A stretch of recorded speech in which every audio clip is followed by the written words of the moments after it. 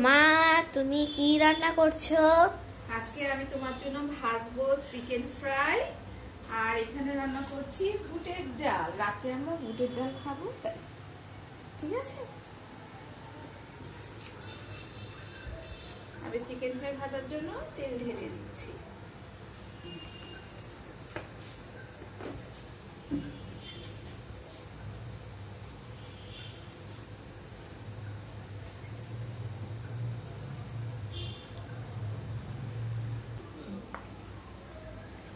এখন আমি ময়দা দিয়ে ভালো করে চিকেন ফ্রাইগুলি মাখিয়ে নিচ্ছি। ময়দার মধ্যে আমি কর্নফ্লাওয়ারও দিয়ে দিয়েছি। কর্নফ্লাওয়ারগুলি আগেই ময়দাতে দেওয়া আছে। তেল এখনো গরম হচ্ছে, আর আমি এভাবে ডিমে ডুবিয়ে ডুবিয়ে নিব।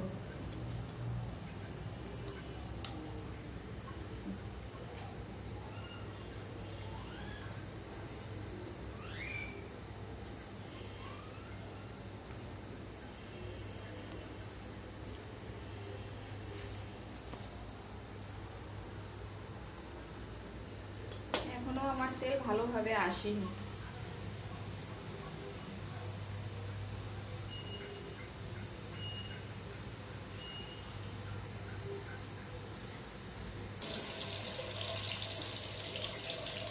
চিকেন ফ্রাইগুলো সবগুলি আমরা ছেড়ে দিয়েছি।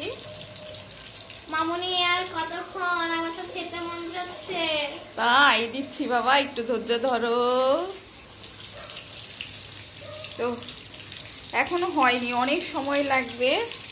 প্রথমে যেটা ছেড়েছিলাম সেটা একটু নাড়া দিয়ে দিচ্ছি। অনেক দেরি এখন ওইটা করতে। আমার চিকেন ফ্রাই ভাজা প্রায় কমপ্লিট হয়ে গেছে। এই পর্যায়ে আমি এইটা আরাধ্যাকে দিয়ে দিব খেতে, আর ওগুলা আর একটু হবে। আরাধ্যা বলছে তাড়াতাড়ি দাও, তাড়াতাড়ি দাও, তাড়াতাড়ি দাও মামুনি।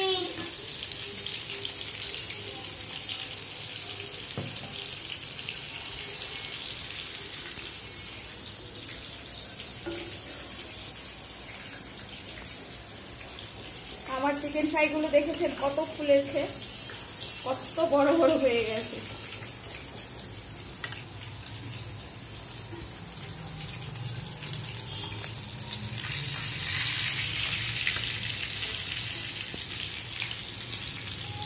আমি আরাধ্যাকে সস দিয়ে দিচ্ছি।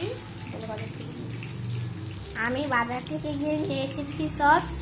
চিকেন ফ্রাই হবে বলে আজকে সস আনা হয়েছে।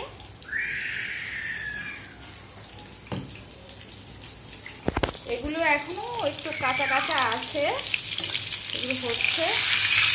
আর আরেক চুলাই রয়ে গেছে বুটের ডাল, হচ্ছে এখনো বুটের ডাল। আমার সিদ্ধ হতে অনেক দেরি হয় বুটের ডাল।